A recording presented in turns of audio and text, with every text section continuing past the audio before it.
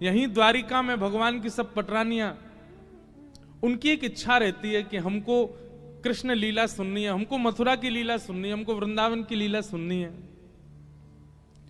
देव की मैया के पास जा नहीं सकती, क्योंकि देव की मैया ने तो ब्रज लीला देखी नहीं, वो तो कारागृह में रही हैं। द्वारिका में केवल 3 लोग ऐसे हैं जिन्होंने ब्रज लीला का दर्शन किया है। कौन? पहले तो स्वयं श्री कृष्ण, दूसरे श्री बलराम जी, और तीसरी बलराम जी की माताजी रोहिणी मैया। इन तीनों ने ही केवल ब्रज का दर्शन किया, ब्रज लीला का। बाकी यदुवंशियों में किसी ने दर्शन नहीं किया।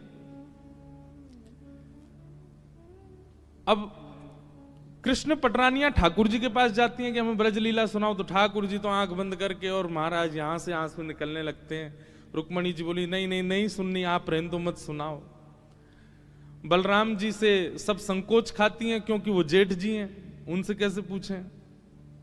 तो बची एक रोहिणी मैया। तो सारी कृष्ण पटरानियां रोहिणी मैया के पास गई, बोले मैया हमको ब्रज की लीला सुनाओ, हमें सुनाओ ना, ठाकुर जी कैसे चोरी करते, यशोदा मैया के संग कैसे व्यवहार करते, गोपी के संग कैसे रास करते, यमुना जी में कैसे स्नान करते, सारी लीला सुनाओ ना। रोहिणी मैया बोली मैं सुना तो दूंगी, लेकिन याद रहे कृष्ण बलराम नहीं सुने, क्योंकि अगर उनने सुन ली तो बड़ी दिक्कत हो जाएगी। अब सब पत्नियां आपस में कहने लगी कौन रखवाली करेगा द्वार की। ऐसी सभा थी, उसमें सब बैठी थी। अब एक भी उठ के नहीं जाए, बोले हम भी सुनेंगे, हम क्यों जाएं बाहर, हम तो सुनेंगे भीतर बैठ के। तभी वहां भगवान की बहन सुभद्रा, सब भाभियों ने मिलकर अपनी ननद सुभद्रा को ही पकड़ा। वो देखो हम जीवन भर आपकी सेवा करती हैं, आप हमारी ननद हो, आज तक कुछ मांगा नहीं, आज पहली बार मांग रही है, मान जाओ। सुभद्रा जी बोली क्या करना है? बोले हम सब यहां कथा सुन रही हैं, आप बाहर बैठ करके बस ये ध्यान रखना कि कृष्ण और बलराम ना आवे। सुभद्रा जी बोली ठीक, और अगर आ जाएं तो हमें संकेत कर देना ताकि कथा विश्राम हो जाए, क्योंकि वो दोनों यदि ब्रज की बात सुनते हैं तो उनको बहुत बहुत भावुक हो जाते हैं। सुभद्रा जी बोली ठीक है। बाहर द्वार पर सुभद्रा जी बैठ गई और यहां रोहिणी मैया ने सुनाना प्रारंभ किया। ठाकुर जी के जन्म से ही कथा का प्रारंभ हुआ। भगवान की सब पटरानियां बैठ के सुन रही हैं ठाकुर जी की ब्रज लीला, बाल लीला, घुटमुन चलवे की लीला, नृत्य करवे की लीला, उंगली पकड़ के यशोदा मैया के संग कैसे चलते हैं ठाकुर जी, दांत निकर के आ रहे हैं, बेणी चोटी बना लेते हैं, बलराम जी और ठाकुर जी की लड़ाई होती है, सारी लीलाएं सब मैया सुना रही हैं। सब पटरानियां नेत्र बंद करके सुन रही हैं। लेकिन सुनाते सुनाते जैसे ही ब्रज से मथुरा गमन की लीला प्रारंभ हुई, रोहिणी मैया के नेत्र सजल हो गए, सब पटरानियों के नेत्र सजल, और केवल सजल नहीं हुए, ऐसी स्थिति हो गई कि नेत्रों के साथ साथ, अश्रुबिंद के साथ साथ तन का अंग भी पिघलने लगा। प्रेम की अवस्था, प्रेम की 10 अवस्थाएं होती हैं। स्टेज कितनी है? 10। मैं और आप सब और यहां बैठे जितने भी लोग हैं, हम लोग प्रेम की पहली अवस्था का भी अनुभव नहीं कर सकते। अगर इन प्रेम की 10 अवस्थाओं का अनुभव करना है तो श्री नारद भक्ति सूत्र ग्रंथ है, वहां पर उन्होंने इसका वर्णन किया। आज के युवा तो सुनेंगे तो हंसेंगे, और ये प्रेम है? प्रेम की वो अवस्थाएं, हम आप जो करते हैं ना संसार में, वो प्रेम है ही नहीं है, वो स्वार्थ है। उसको प्यार कह सकते हैं, उसको स्वार्थ कह सकते हैं, प्रेम नहीं है। प्रेम का कोई पर्यायवाची नहीं, प्रेम का कोई और शब्द नहीं, प्रेम प्रेम है बस। प्रेम की 10 अवस्थाएं होती हैं। उसमें पहली अवस्था, मैंने एक आध बार कथा में पूरी विस्तार से 10 अवस्थाओं पर भी बोला हूं। एक जगन्नाथ रसामृत कथा हुई थी हिसार में, वहां प्रेम की 10 अवस्थाओं पर चर्चा की थी। तो प्रेम की जो 10वीं अवस्था होती है, आज अवकाश भी नहीं है हमको कई प्रश्नों के उत्तर भी देने, और आप सबकी वेशभूषा ऐसी है कि आप सब उत्सव मनाने के लिए बैठे हो। प्रेम की अवस्था की अगर चर्चा होने लगी तो रोने लग जाओगे। यहाँ समुद्र तो खारा है ही, ये सत्व होटल में भी खारापन आ जाएगा, सबके नेत्र के अश्रुबिंद, इसलिए उस विषय में ज्यादा प्रवेश करना नहीं।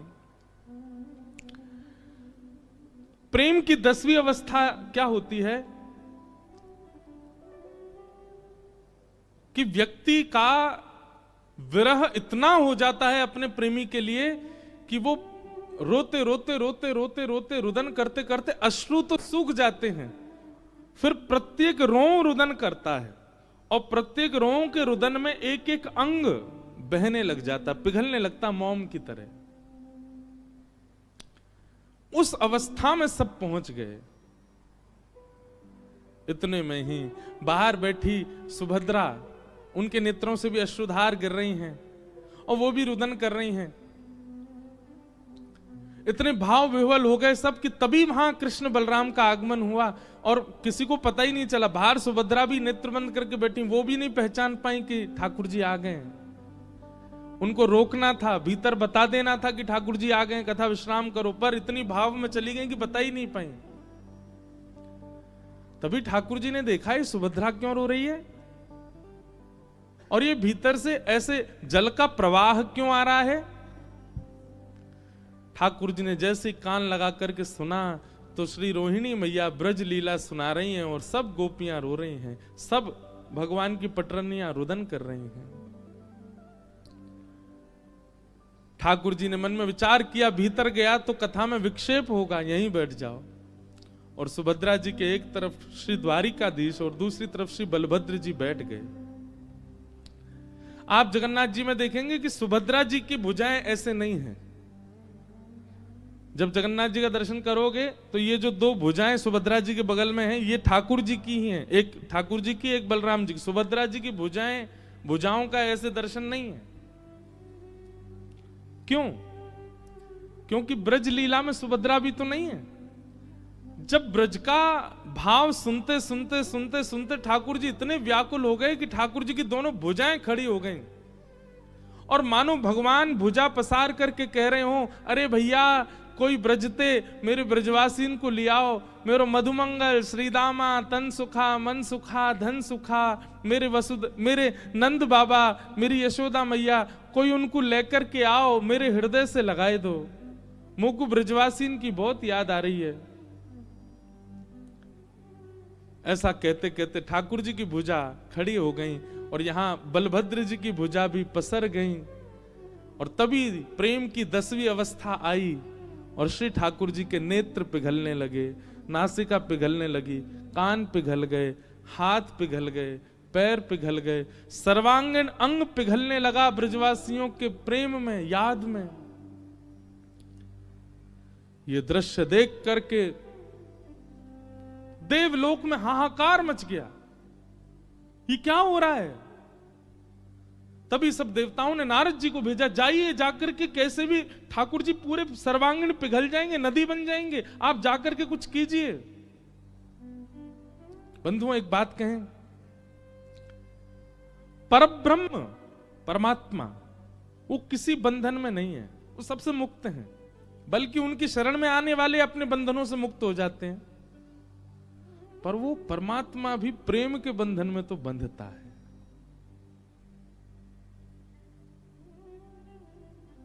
क्यों भात भरने गए नरसिंह मेहता के यहां?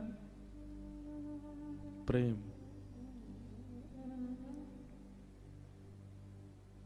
क्यों कर्माबाई की झूठी बिना नभी धुबी अपवित्र, अब ये कहना तो बड़ा गलत है, पर एक प्रकार से हमारी दृष्टि से देखा जाए, जैसे हम प्रसाद बनाते हैं उस अनुसार तो कर्मा की खिचड़ी पाने योग्य नहीं थी ठाकुर जी के। पाने क्यों जाते थे? प्रेम। जो जगत नियंता जगदाधार सबको बंधन मुक्त करता है, वह भी एक बंधन में तो है, प्रेम। ठाकुर जी का सर्वांगीण अंग पिघलने लगा, नारद जी महाराज प्रकट हो गए। अब नारद जी बोले ठाकुर जी को तो अभी छेड़ना उचित नहीं है, ये तो प्रेम की अवस्था में जा चुके हैं। नारद जी महाराज दौड़ करके कथा सभागृह में आए और भीतर आकर के सीधे रोहिणी मैया से जाकर के कहा, मैया मैया कथा यहीं विश्राम कर दीजिए। रोहिणी मैया के नेत्र खुले, आंखें लाल पड़ रही हैं, अश्रुधार से सर्वांगीण वस्त्र गीले पड़ गए। क्या हुआ नारद जी? बोले आप यदि कथा विश्राम नहीं करेंगे तो ठाकुर जी, गोमती जी के बगल में एक और नदी बहने लगेगी कृष्ण, एक और नदी बहने लगेगी बलराम, एक और नदी बहेगी सुभद्रा। स्थिति तो देखो। बाहर आकर के देखा तो सर्वांगीण अंग पिघल चुका है द्वारिकाधीश का। रोहिणी मैया सब पटरानियां रुदन करने लगी ठाकुर जी की इस अवस्था को देख करके। श्री जगन्नाथ भगवान की पलकें भी नहीं है, ये भी पिघल गई, इसलिए हमेशा आंख ऐसी खुली रहती है उनकी। ये ऐसे नेत्र क्यों हैं? ऐसे अधर क्यों हैं ठाकुर जी के? कभी कभी हमें संशय होता है, हम ठाकुर जी से प्रेम करते हैं कि ठाकुर जी भक्तों से प्रेम करते हैं? प्रेम हम करना ही नहीं जानते, ठाकुर जी ही करते हैं।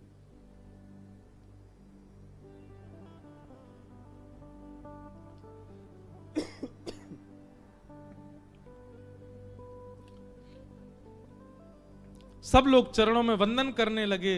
रोहिणी मैया क्षमा मांगने लगी, अरे मेरे लाला जी मैंने कहा कर दियो, अरे मेरो ऐसी भावना नहीं मेरे अंदर कि मेरो लाला ऐसा है जाएगो। अंक में भरने लगी ठाकुर जी को, बलभद्र जी को, सुभद्रा जी को। जैसे तैसे ठाकुर जी जब ठीक हुए, नारद जी महाराज कहने लगे, भगवान ये कैसा स्वरूप बन गया आपका? ठाकुर जी बोले, वो चिंता मत करो, कुछ दिन की लीला अभी द्वारिका की बची है, हम पुनः वैसे ही हो जाएंगे, परंतु इस स्वरूप को आप ध्यान से देखिए। यही स्वरूप कलिकाल में लोगों को बताने के लिए व्यवस्थित किया जाएगा, ताकि लोगों को ये बता सके कि मैं ब्रजवासियों से कितना प्रेम करता हूं।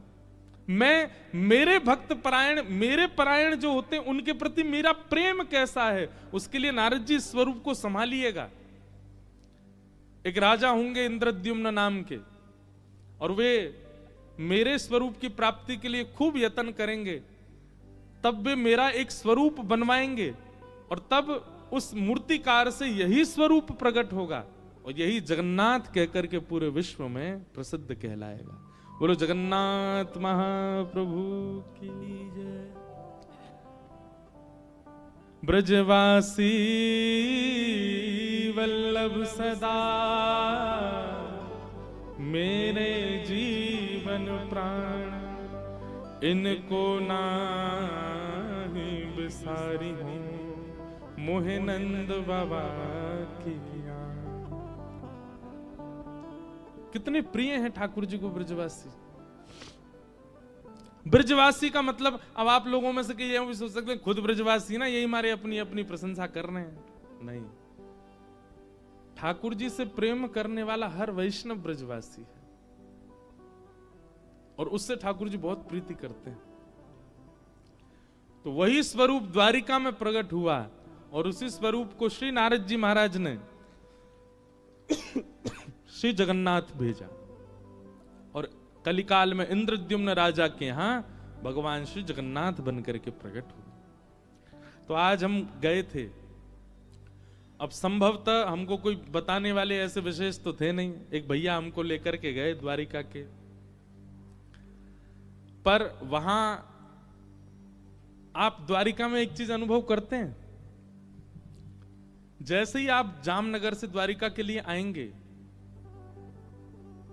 उजड़ा उजड़ा सा दिखेगा चारों ओर, ना कोई खेती, ना कोई बाड़ी, ना कोई वृक्ष, ना कोई फल, ना कोई फूल, कुछ नहीं। दूर दूर तक आपको खाली मैदान, रेगिस्तान ऐसा दर्शन होगा। लेकिन ऐसे द्वारिका में आज पहली बार हमने एक अद्भुत स्थान, वो जहां जगन्नाथ जी विराज रहे हैं, उसका दर्शन किया। दूर है थोड़ा सा यहां से, नागेश्वर के मार्ग में है, और जिनमें बस हो वो खोज लेना उनको, एकांत में रहते हैं, वहां भीड़ भी नहीं है ज्यादा। वहीं श्री जगन्नाथ मंदिर के सामने ही सरोवर है, और एकमात्र वो सरोवर है पूरे द्वारिका में जहां पर कमल खिलते हैं, वहां कमल विराज रहे हैं।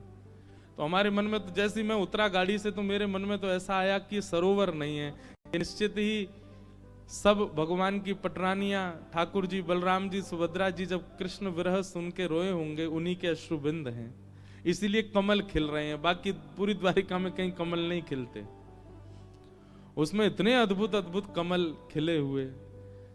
भीतर श्री जगन्नाथ जी विराज रहे हैं।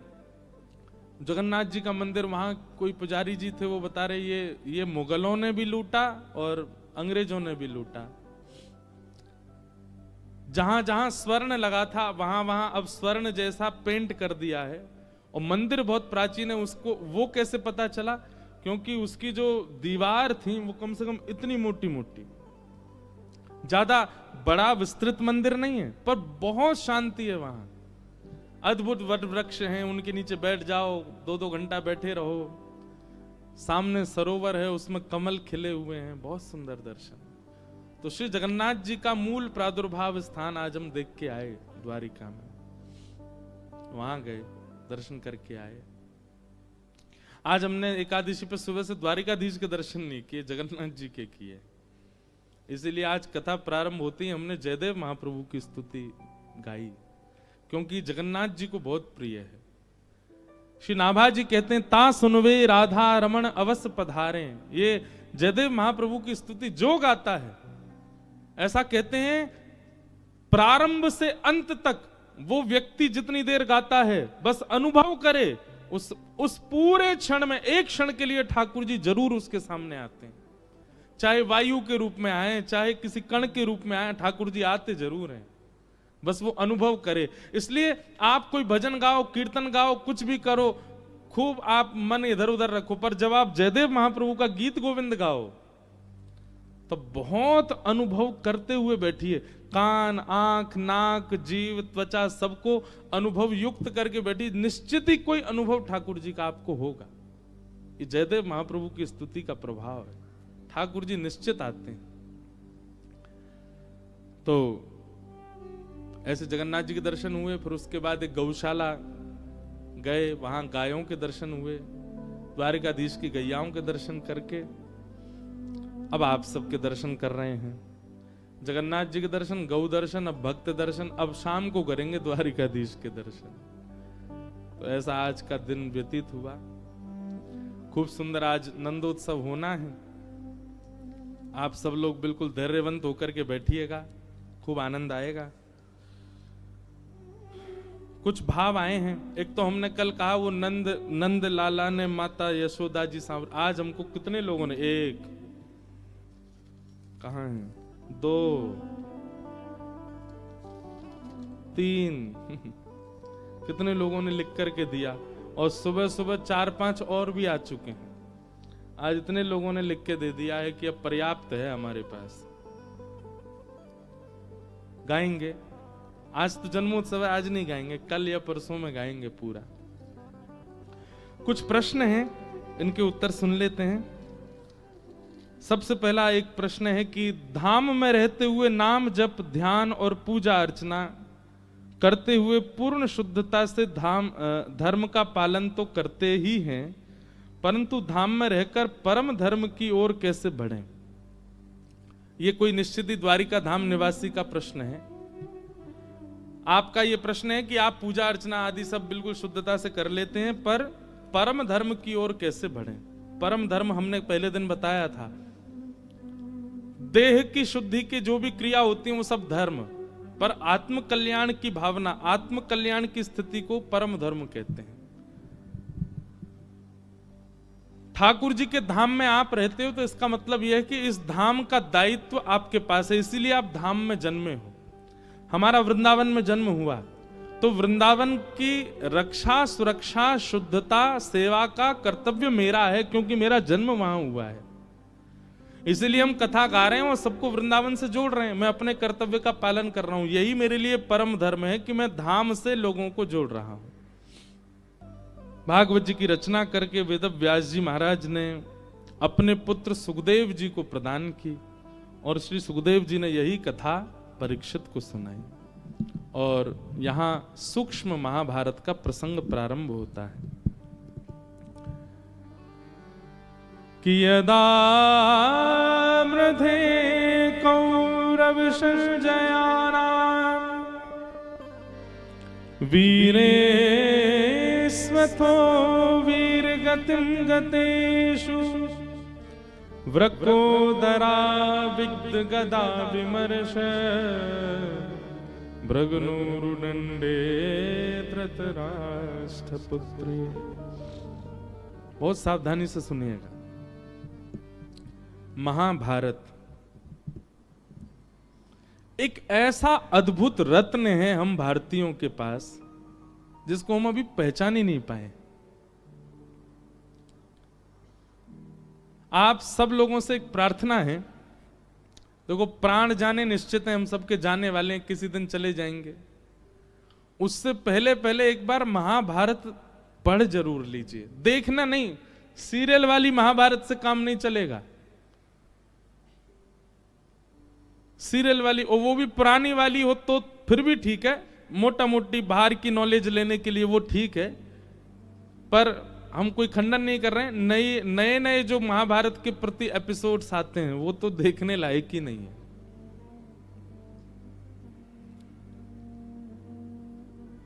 पूरी महाभारत भी देखी हो ना, उससे भी हम 2 प्रश्न कर लेंगे, बता नहीं पाएगा उत्तर। महाभारत कोई कथा नहीं है, महाभारत कोई चरित्र नहीं है, महाभारत कोई एक स्क्रिप्ट नहीं है। वेद व्यास जी कहते हैं यन्ने भारत तन्ने भारत। महाभारत में जो लिखा है वही पूरी दुनिया में घटता है, और महाभारत में जिसका उल्लेख नहीं किया है वेद व्यास जी ने, आप घनघोर कलिकाल तक भी प्रतीक्षा कर लीजिए, वो दृश्य आपको दिखेगा नहीं जो महाभारत में नहीं लिखा। मतलब आप जो कुछ भी देख रहे हो हर दिन, सब महाभारत में वर्णन है। चाहे व्यक्ति के स्वभाव से रिलेटेड हो, चाहे व्यक्ति की विचारधारा से रिलेटेड हो, चाहे राक्षसत्व से रिलेटेड हो, चाहे अच्छे व्यक्तित्व से रिलेटेड हो, सब कुछ महाभारत में वर्णन है। ऐसी महाभारत एक बार उसका दर्शन जरूर करना चाहिए, आद्योपांत। आप कुछ नहीं तो हिंदी अनुवादित ही ले आइए, 4-5 खंडों में आएगी, रोज पढ़िए महाभारत।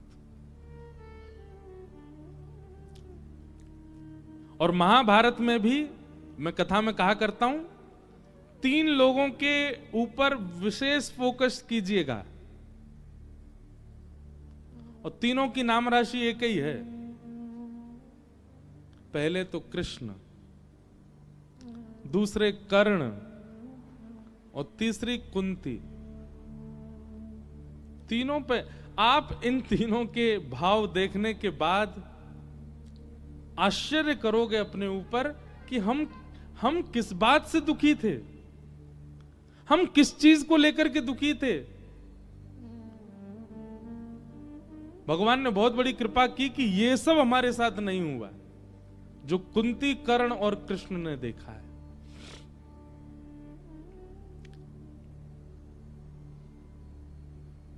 अद्भुत है महाभारत। तो यहां महाभारत का थोड़ा सा अंश है, उसका स्पर्श मात्र कर लेते हैं। महाभारत का युद्ध अपने अंतिम पड़ाव पर चल रहा था।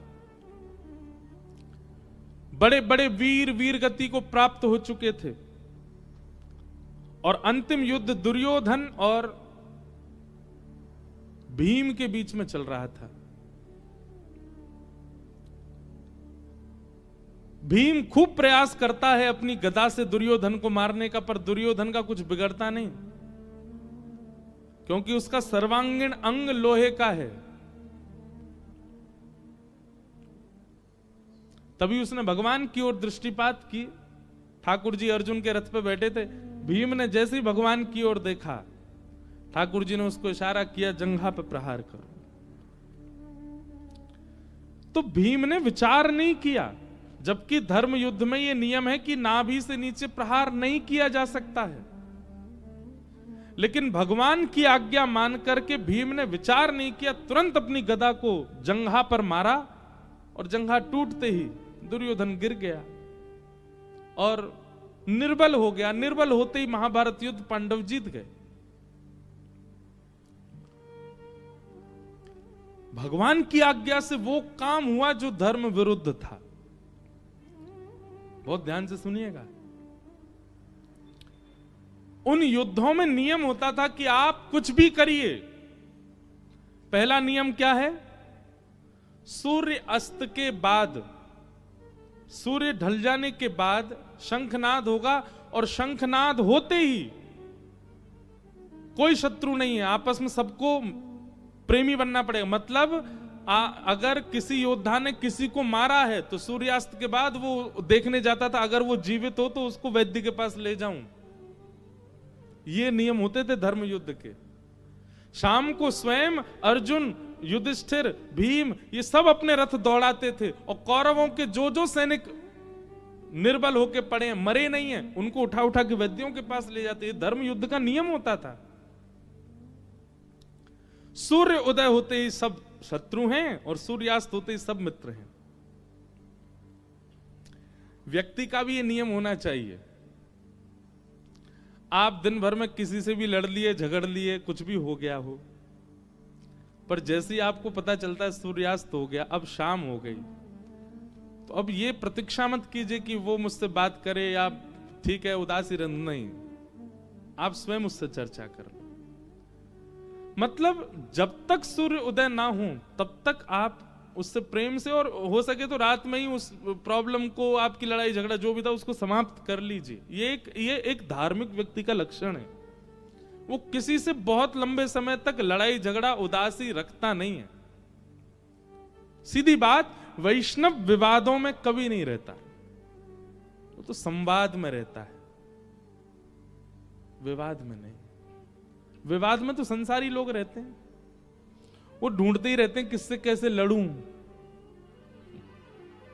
और वैष्णव का स्वभाव होता है कि मेरी सबसे सुलह रहे, किसी से मेरी बिगड़े ना। अगर महाभारत के सूत्र को कोई अपना ले, संसार कलयुग आ ही नहीं पाएगा, सतयुग प्रारंभ हो जाएगा। चाहे माता पिता का हो, चाहे बालकों का माता पिता से हो, माता पिता का बालकों से हो, पति पत्नी का हो, सूर्यास्त के बाद फिर लड़ाई नहीं होनी चाहिए। फिर आपको सुलह कर लेनी चाहिए, चाहे जैसे भी, चाहे आपको झुक के करनी पड़े, अपनी गलती मान के करनी पड़े, कर लो। ये महाभारत का नियम था कि शाम होते ही योद्धा ने जिसको मारा है वो स्वयं ही उसको ले जाता था चिकित्सा के लिए। महाभारत का यह नियम था कि नाभि से नीचे आप किसी को प्रहार कर ही नहीं सकते। कई नियम महाभारत में थे, परंतु आज एक उस नियम का उल्लंघन, और वो भी भीम ने किया, और वो भी भगवान की आज्ञा से किया। जंघा पर मारो इसकी। भीम ने विचार नहीं किया कि ये तो गलत है, भगवान आज्ञा कर रहे हैं, यही देखेंगे बाद में, मार दिया गदा। और जैसे ही दुर्योधन गिरा, अब कौरव पक्षों में ज्यादा लोग तो थे नहीं विवाद करने के लिए, पर बलराम जी को यह बात पता चल गई, जंघा पर प्रहार किया गया। बलराम जी महाभारत युद्ध में नहीं थे, क्योंकि उनको यह था कि एक तरफ मेरा भाई है, दूसरी तरफ मेरा शिष्य है दुर्योधन, मैं किस तरफ जाऊं? एक तरफ भ्रातृ प्रेम और एक तरफ शिष्य प्रेम।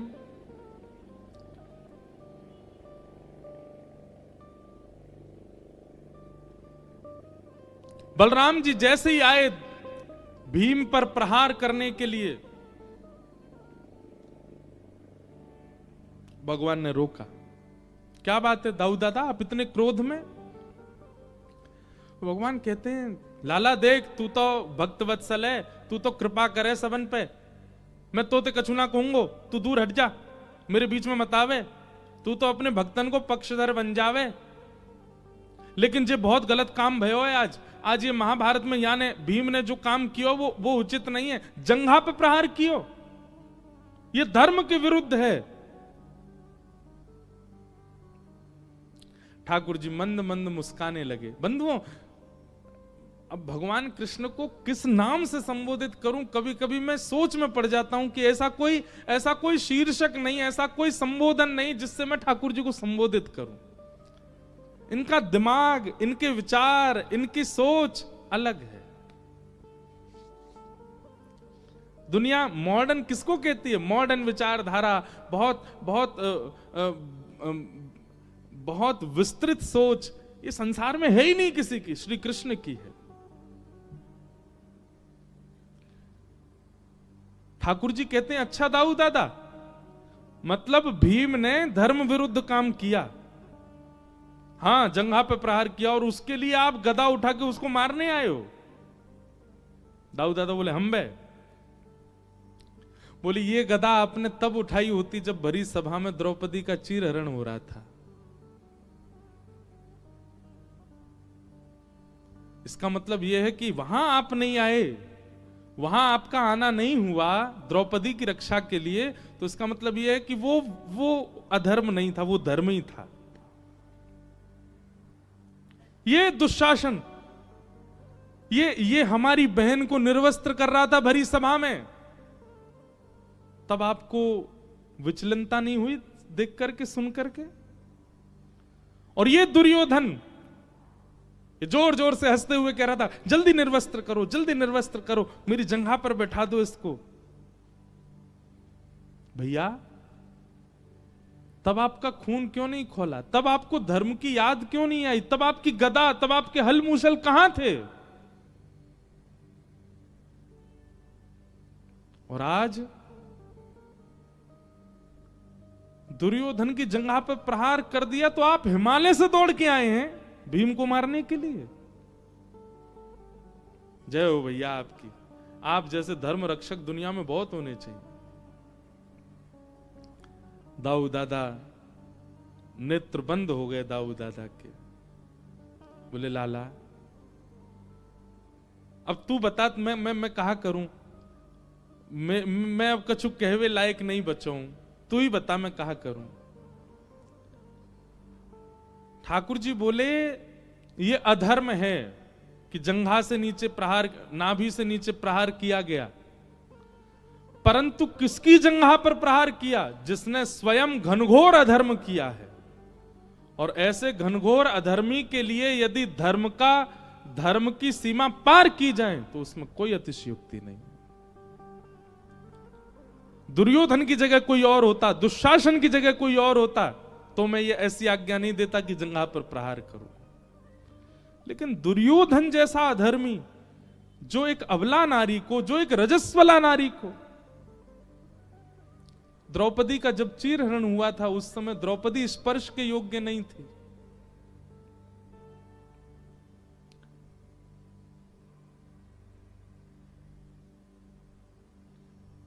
अपने 5 पतियों को देखती है। इस बात का गौरव होता था द्रौपदी को कि दुनिया के एक पति, मेरे 5 हैं,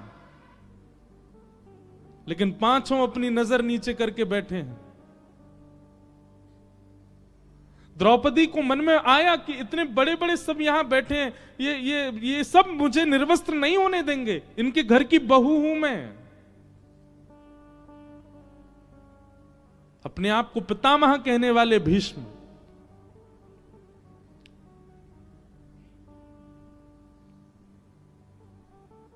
अगर वे आंख उठा देते तो दुशासन की हिम्मत नहीं थी कि भरी सभा में निर्वस्त्र कर देता द्रौपदी को, पर कुछ नहीं कहा उसने भी। अंत में भैया द्रौपदी ने अपना बल लगाया कि मैं क्षत्रिय नारी हूं, मुझे कोई निर्वस्त्र नहीं करेगा, पर इन राक्षसों के आगे उसका क्षत्रित्व भी नहीं टिक पाया, खींचते गए।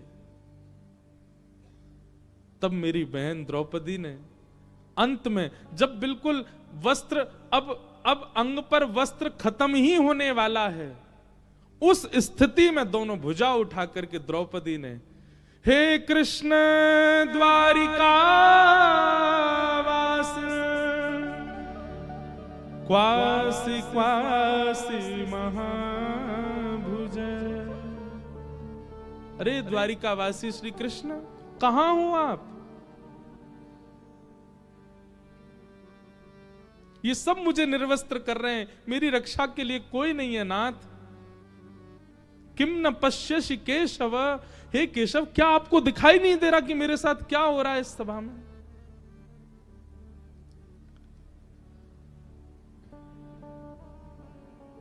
दुशासन की भुजा थकित भई, कहां अंतिम छोड़ खींचते ही निर्वस्त्र होने वाली थी द्रौपदी, उसी स्थिति में वशन रूप भय श्याम।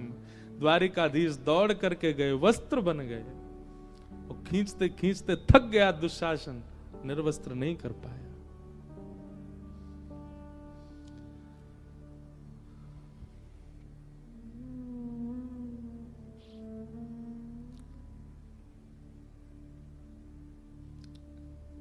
लाज रखो गिरधारी,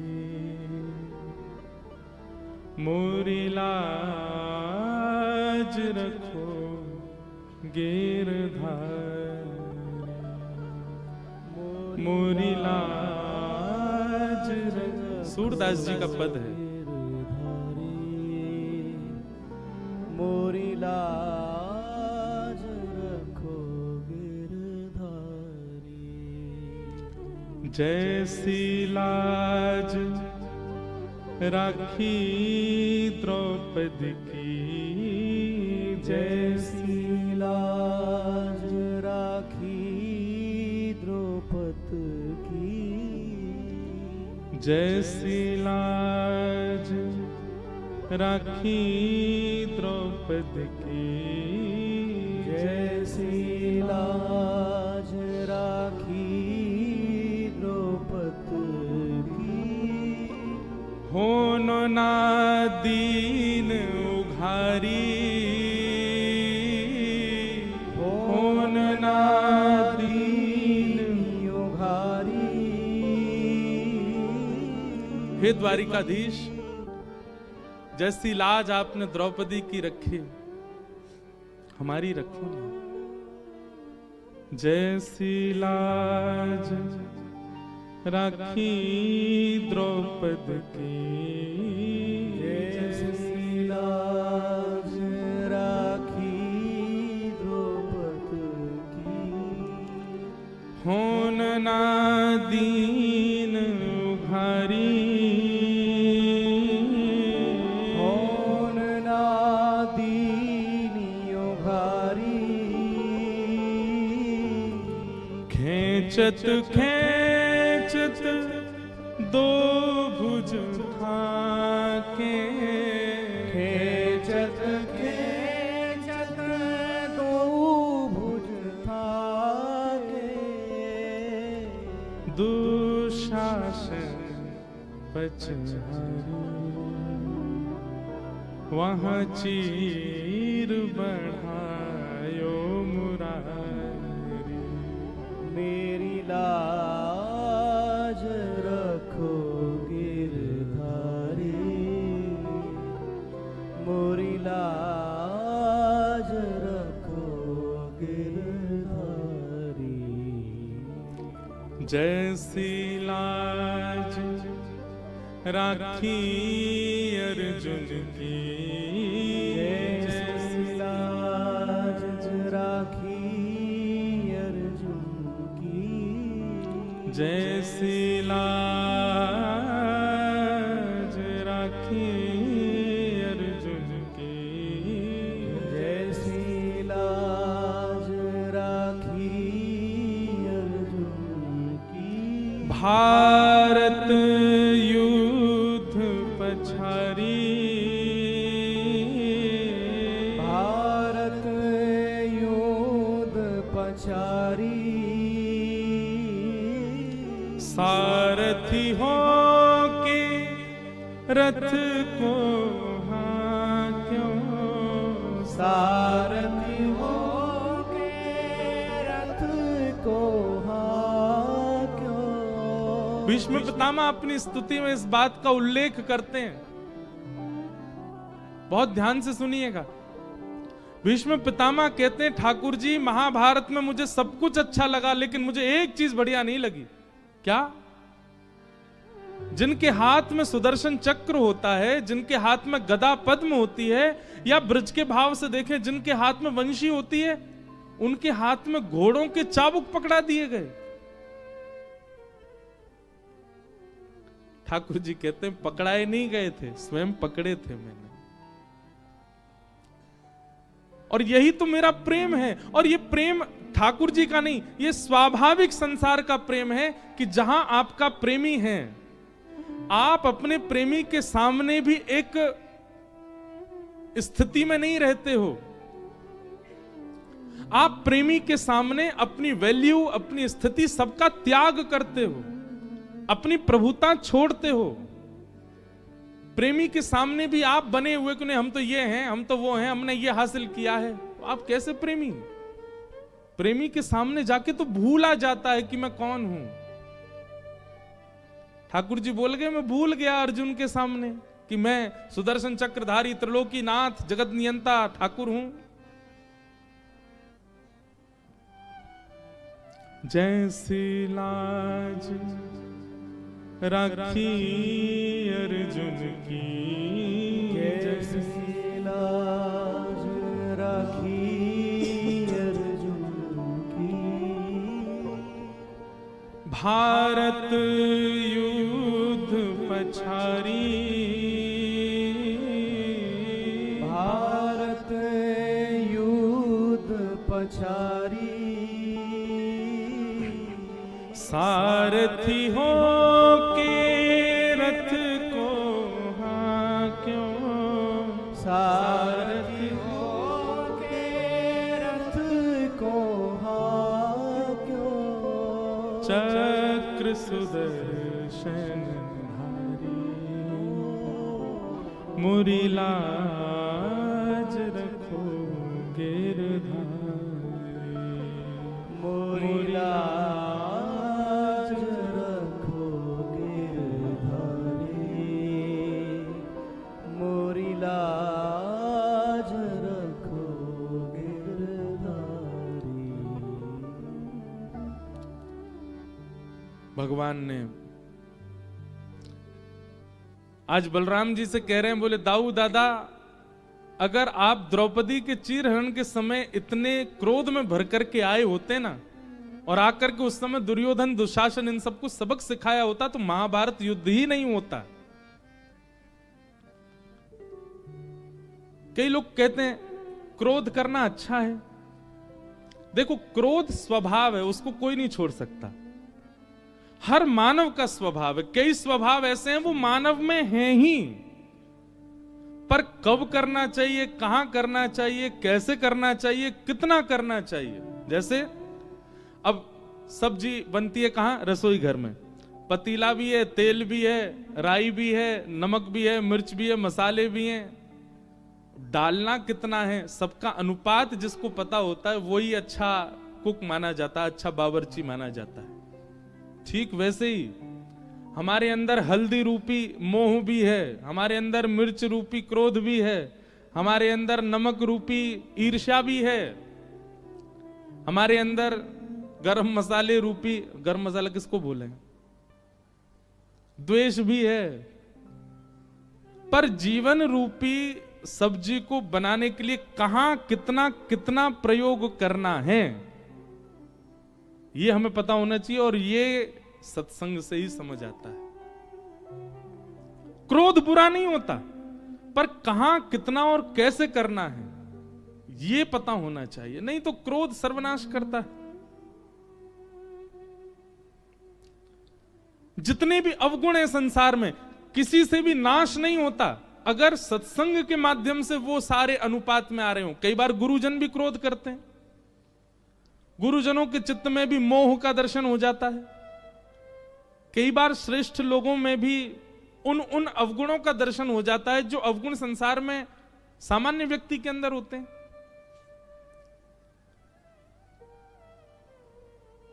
अवगुण नाश कब करता है? जब सत्संग का छोंक उसमें ना लगा हो। नहीं तो सत्संग यदि है तो अवगुण भी कई बार भगवत प्राप्ति करा देता है। दाऊ दादा, आपका क्रोध प्रधान है कि आपको क्रोध बहुत जल्दी आता, पर उस समय क्यों नहीं आया जब द्रौपदी का चीरहरण हो रहा था? आज आ गया आपको, और आज आप धर्म की रक्षा की बात कर रहे हैं। दाऊ दादा ने हाथ जोड़े, बोले लाला मुझे क्षमा कर दे, मुझे तो गलती है गई। और ठाकुर जी महाभारत का युद्ध पांडवों को जिता के ले गए। अद्भुत है महाभारत की कथा। आगे फिर कथा आती है कि दुर्योधन तो हार गया, गिर गया, पर अभी भी जीतने की इच्छा उसके चित्त में थी। तो उसने अश्वत्थामा गुरुपुत्र को आज्ञा की कि जाओ सोते हुए पांडवों को मार दो, हमें कैसे भी जीत चाहिए। और अश्वत्थामा मारने के लिए गया तो भगवान पांचों को लेकर के कहीं और चले गए। अंधेरे के कारण द्रौपदी के 5 पुत्र मार दिए अश्वत्थामा ने। नियम का अतिक्रमण करना किसी वस्तु की प्राप्ति के लिए ये सदैव नाशकारी होता। आप यदि किसी नियम का अतिक्रमण करके किसी उपलब्धि को प्राप्त करने के लिए जा रहे हैं, बहुत दिन तक उपलब्धि आपके पास रह नहीं पाएगी। नियम का, व्यवस्था का अतिक्रमण, उसका उल्लंघन करके उपलब्धि प्राप्त करना मिल तो जाएगी, पर बहुत दिन तक आपको प्रसन्न नहीं रख पाएगी।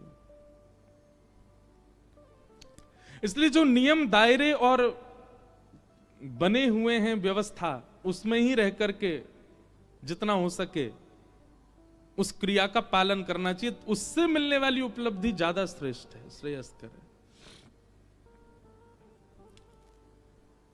अश्वत्थामा ने नियम का उल्लंघन किया। जहां सूर्यास्त होते ही, शत्रु भी मित्र के जैसे होते हैं, वहां सूर्यास्त होते ही वो फिर भी तलवार लेकर के गया 5 पांडवों को मारने के लिए।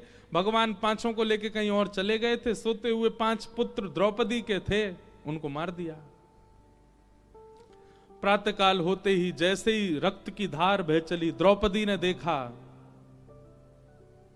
रोने लगी द्रुपद सुता,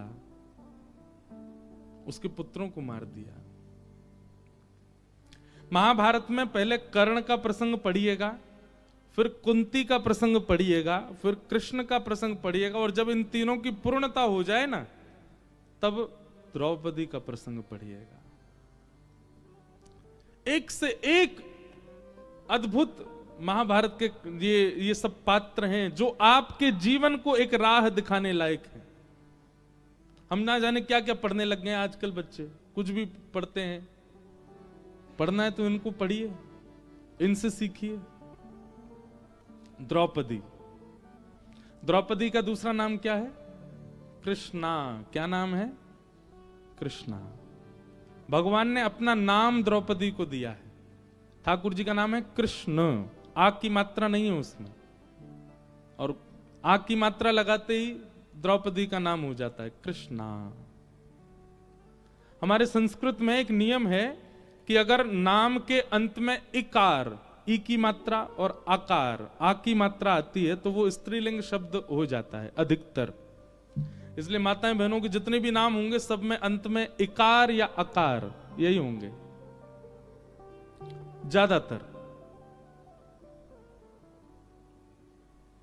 तो कृष्णा जब आप कहते हैं तो वो स्त्रीलिंग हो जाता है।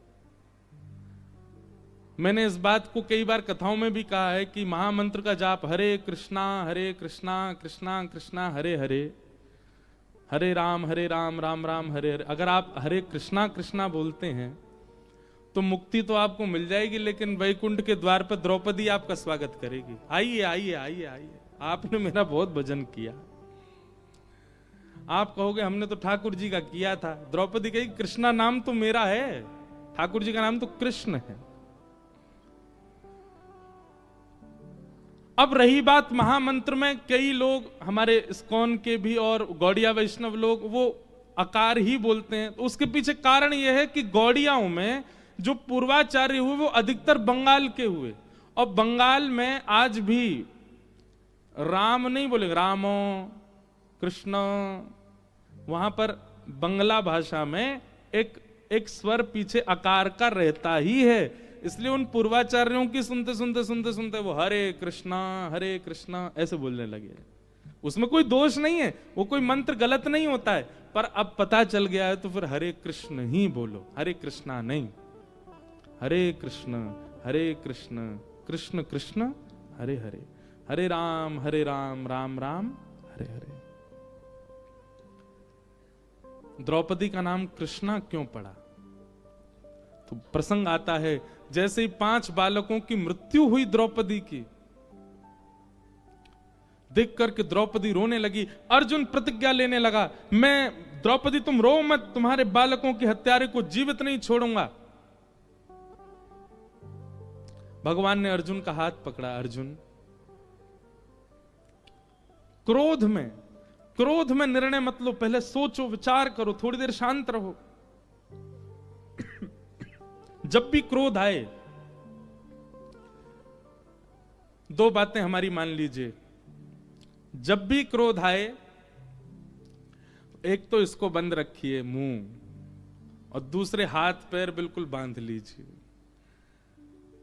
देखिए, जब कभी भी आप समुद्र में जाएंगे ना, समुद्र में जाओ या फिर नदी में जाओ, राफ्टिंग करो या कुछ बोटिंग करो, तो आपको गाइड क्या समझाएगा?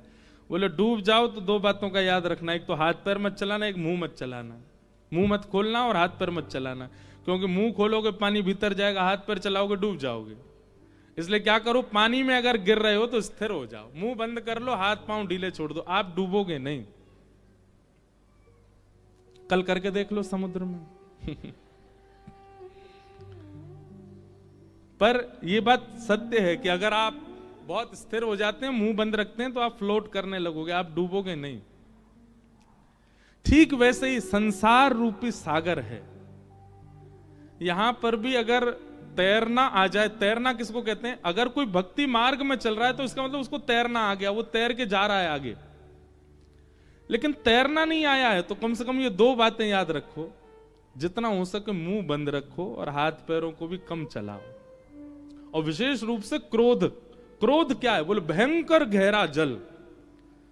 उस स्थिति में ये 2 काम कर लीजिए, आप कभी भी किसी सिचुएशन में फंसोगे नहीं अगर ये 2 बातें आपने मान ली तो। सबसे ज्यादा फंसता कौन है? जो बहुत बोलता, बहुजल्पिक, बहुत बोलने वाला व्यक्ति बहुत फंसता है। कम बोलिए और हाथ पैर भी कम मारो। हाथ पैर कम मारने का मतलब, यहां से करके देख लो, इधर से करके देख लो, उधर से करके देख लो, ये नहीं तो ये करके देख लो, इधर से नहीं तो ऐसे करके, ये हाथ पैर चलाना होता है। स्थिर रहो, धीर रहो, थोड़े गंभीर रहो।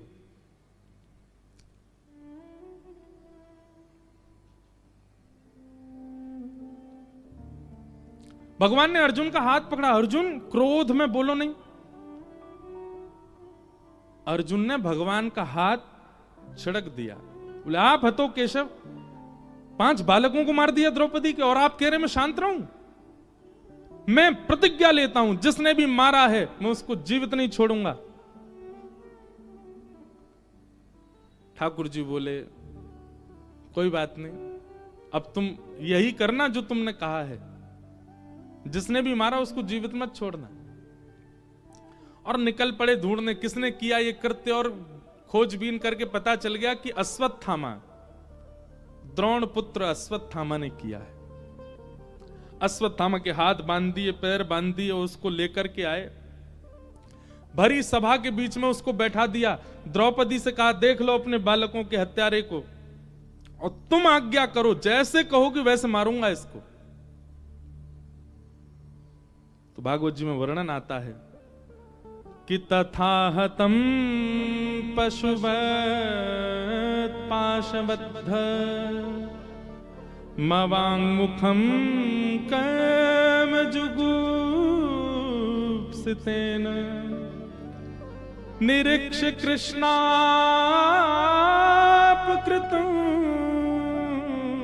गुरुसुतं वामस्वभावा कृपयाननाम च।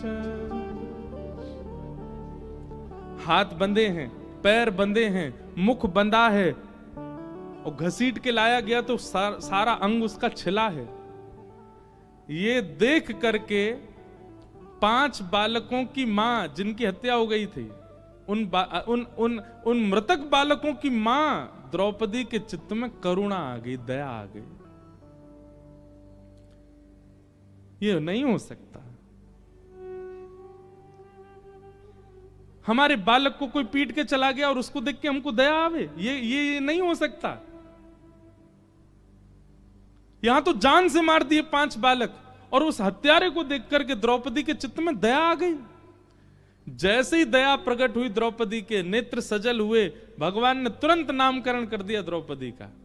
बोले ये द्रौपदी नहीं, ये कृष्णा है, मैं कृष्ण, मेरी बहन कृष्णा। अवगुण नहीं देखा इसने उसका दोष प्रधान नहीं रखा।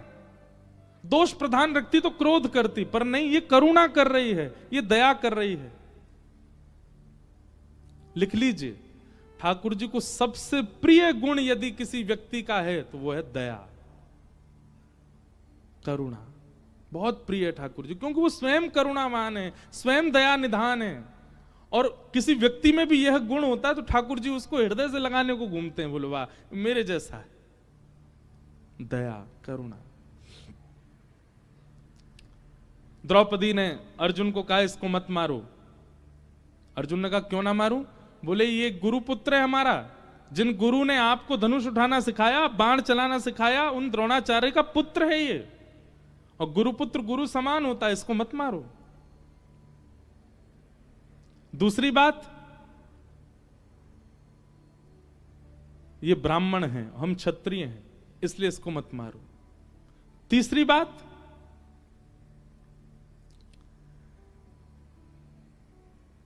इनकी माताजी पहले ही विधवा हो चुकी हैं, उनके पति नहीं हैं, और ये इकलौता पुत्र है उनका।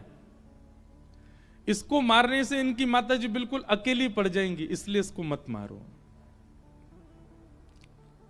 पांचवी बात, पुत्र की मृत्यु का विरह वेदना मां को कितनी होती है ये मैं जानती हूं अर्जुन, मेरे पुत्र मरे हैं। पुत्र के मरने पर मां को ऐसा लगता है जैसे मानो 1000 बिच्छू एक साथ डस रहे हों।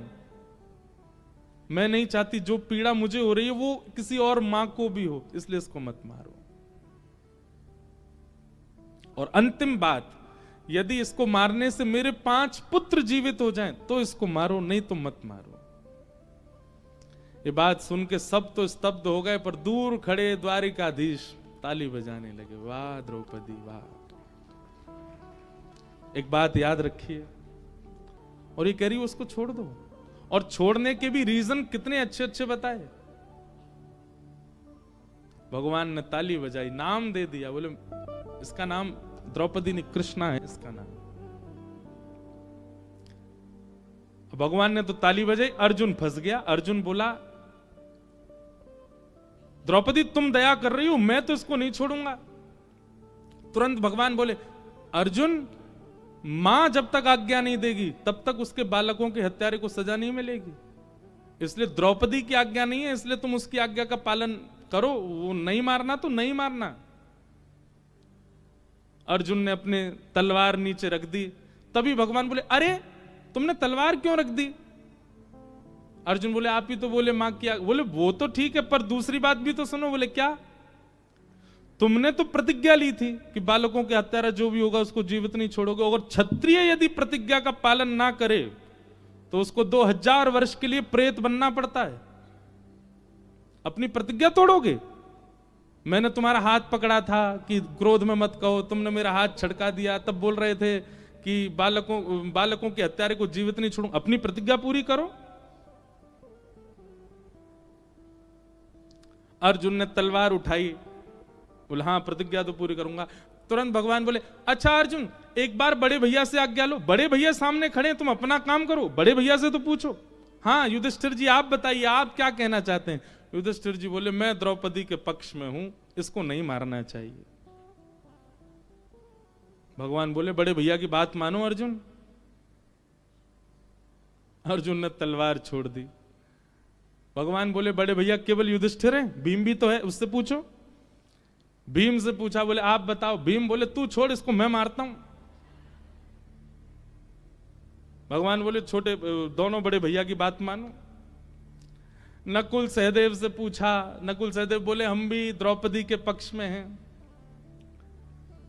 भगवान की आज्ञा ना मानने का ये फल मिलता है। ठाकुर जी ऐसा घूम घूमा करके पहेली में फंसाते हैं। फिर अंत तो गत्वा अब ये स्थिति हो गई है, मारो मत मारो, मारो मत मारो, मारो मत मारो।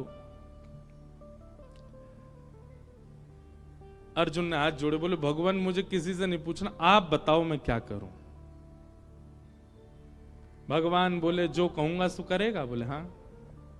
तो ब्रह्म बंधुर न हंतव्य आतताई बधारहण। ब्राह्मण कैसा भी क्यों ना हो, अर्जुन ब्राह्मण कैसा भी क्यों ना हो, उसको मारना नहीं चाहिए। हमारे शास्त्रों में दो लोगों के लिए आज्ञा दी गई है, बहुत ध्यान से सुनिएगा। एक तो ब्राह्मण और दूसरा माताएं, इनके लिए आज्ञा की गई है। इनको मृत्यु दंड नहीं दिया जा सकता, चाहे कुछ कर लो। हां स्वयं ठाकुर जी दे सकते हैं, बाकी मानवों में विधान नहीं है। चाहे अपराध कितना बड़ा हो, इनको मृत्यु दंड नहीं है। तो भगवान कहते हैं ब्रह्म बंधुर न हंतव्य, ब्राह्मण कैसा भी क्यों ना हो उसको मारना नहीं चाहिए। अश्वत्थामा ब्राह्मण है। और दूसरी बात ठाकुर जी कहते हैं बालकों का हत्यारा कोई भी क्यों ना हो उसको छोड़ना नहीं चाहिए।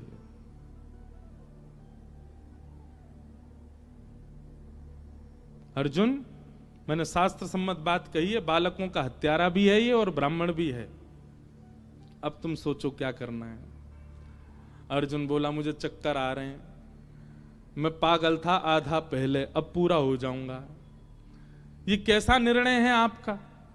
एक की मानो दूसरे की मानो, अपनी प्रतिज्ञा करो, ये करो वो करो। आपसे पूछा तो आपने और ज्यादा मेरे को असमंजस में डाल दिया। ठाकुर जी बोले क्रोध में निर्णय नहीं लेना है अर्जुन, नहीं तो ऐसे ही फंसोगे हमेशा। अब मैं क्या करूं मुझे ये बताइए। भगवान बोले कुछ नहीं, एकांत में बैठो विचार करो, इन सब का क्या उत्तर निकलता है फिर करो। अर्जुन ने विचार किया, अर्जुन को समझ आ गया मृत्यु दंड से भी बड़ा दंड देना है इसको, और मृत्यु दंड से भी बड़ा दंड है अपमान। किसी श्रेष्ठ व्यक्ति का, किसी नामी व्यक्ति का भरी सभा में अपमान होना, ये मृत्यु दंड से भी बड़ा दंड है।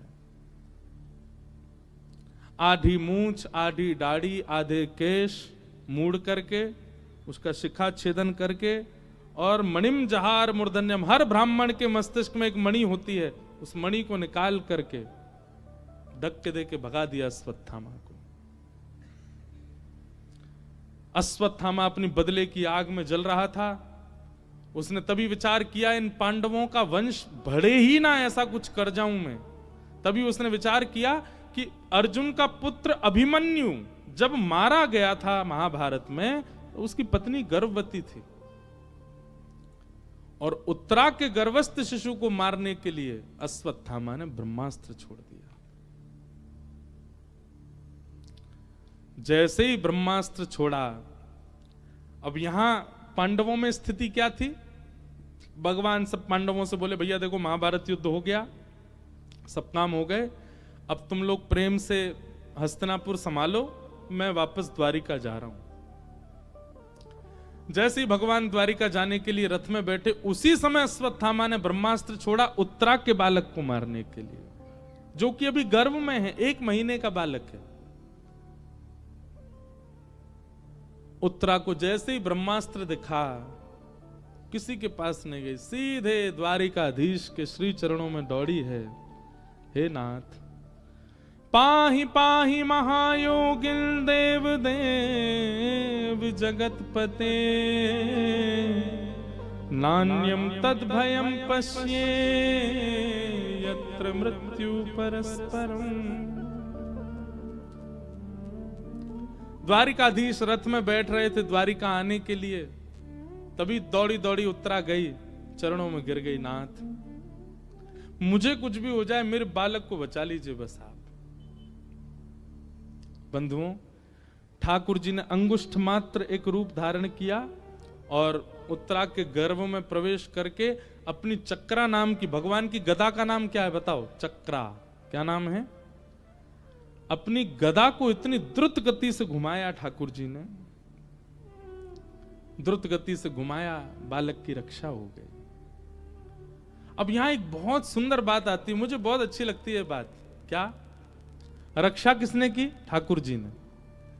जैसे ही ब्रह्मास्त्र आकाश में नष्ट हुआ, किसी को दिखा नहीं है कि ठाकुर जी गर्भ में गए। ठाकुर जी तो सामने खड़े थे, बस अंगुष्ठ मात्र वायु रूप धारण करके चले गए और जाके रक्षा की बालक की। जैसे ही आकाश में ब्रह्मास्त्र नष्ट हुआ, सब जय जयकार करने लगे, अरे हमारे द्वारिकाधीश की जय, बाल कृष्ण लाल की जय, नंद के लाला की जय। ठाकुर जी बोले, ये सब कहा कर रहे हो? मेरी जय जयकार काहे को कर रहे हो? बोले, आपने तो रक्षा करी। ठाकुर जी बोले, मैं कहीं गयो ना, मैंने कछु कियो ना, तुम सबन के सामने खड़ो हूं, मैं तो हिलो भी ना अपने स्थान पे। अरे भैया, जे ब्रह्मास्त्र मैंने नष्ट ना कियो, उत्तरा ने अपने जीवन में इतना धर्म किया, इतनो साधन कियो, इतनो पातिव्रत धर्म को पालन कियो, इतने नियम व्रत संयम को पालन कियो कि उन सबन के पालन सो ब्रह्मास्त्र स्पर्श नहीं कर पाए, आकाश में ही नष्ट है गए। और वहां जितने लोग थे सब उत्तरा की प्रशंसा करने लगे, सब उत्तरा को वंदन करने लगे। जय हो उत्तरा, तुम्हारी कितना भजन, तुम्हारी कितनी साधना, कितना व्रत कि तुमने ब्रह्मास्त्र नष्ट कर दिया। लेकिन दूर खड़ी कुंती मंद मंद मुस्का रही थी। महाभारत बड़ा अद्भुत है। कुंती बोली, ठाकुर जी आप बड़े विचित्र हुए, सब काम स्वयं संभाल लेते हैं और फिर जय जयकार करवा देते हैं अपने वैष्णव की।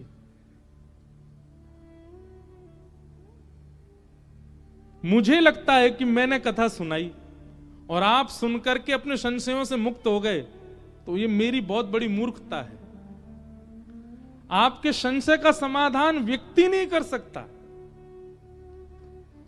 उस व्यक्ति के चित्त में ठाकुर जी ही बैठ करके समाधिस्थ करवाते हैं, समाधान करवाते हैं। आपको लगता है आपने कथा करा ली? नहीं। ठाकुर जी, मैं अगर अभिमान करूं कि मेरा कंठ इतना बढ़िया, मैं इतनी बढ़िया कथा करी आदि, रात में भगवान यहां से दबा दें गला, ले बेटा आप कल की कथा करियो, हो पाएगी? आप सोचो आपने इतनी बढ़िया कथा करा ली, भगवान नहीं करे ठाकुर जी ऐसे ही कुछ कर दें, कल कुछ हो ही नहीं पाए। फिर श्रीमद् भागवत में उद्धव से बात करते हुए भगवान इस बात को कहते हैं, नृदेह माद्यम सुलभम सुदुर्लभम प्लवम सुकल्पम गुरुकर्ण धारम मयानुकूलेन नभस्वतेरतम। किसी भी उपलब्धि को प्राप्त करने के बाद उद्धव अपनी सीधी भुजा उठाओ, क्योंकि सीधी भुजा भगवान का स्वरूप मानी जाती है। सीधी भुजा उठा करके अपनी कमर ऐसे थपथपाओ और तब नेत्र बंद करके विश्वास किया करो, ठाकुर जी हैं इसलिए मैं कर पा रहा हूं। मेरी दृष्टि या ठाकुर जी का 1% भी किसी के प्रति यदि भाव नहीं होता ना, कुछ नहीं कर सकता। रावण दशानन है, ये भी राम जी की कृपा है रावण के ऊपर। रावण स्वर्ण की नगरी का राजा, ये भी राम जी की कृपा है। उसके पूर्व जन्म का कोई पुण्य है जो उसको भुगवाना है, लेकिन जैसे नष्ट हुआ उन्हीं राम जी के द्वारा मारा गया। इसलिए आप कभी भी कुछ भी अगर श्रेष्ठ कर रहे हैं तो ये भगवत कृपा है, आपका बल नहीं हो सकता। आप केवल उस कृपा को प्राप्त करने के लिए योग्य बनाते हैं स्वयं को। कृपा तो ठाकुर जी करते हैं।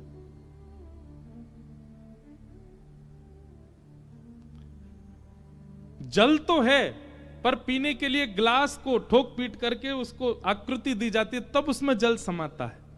आप परिश्रम करके, आप श्रेष्ठ बन करके स्वयं को योग्य बनाते हैं कि ठाकुर जी अब कृपा करो।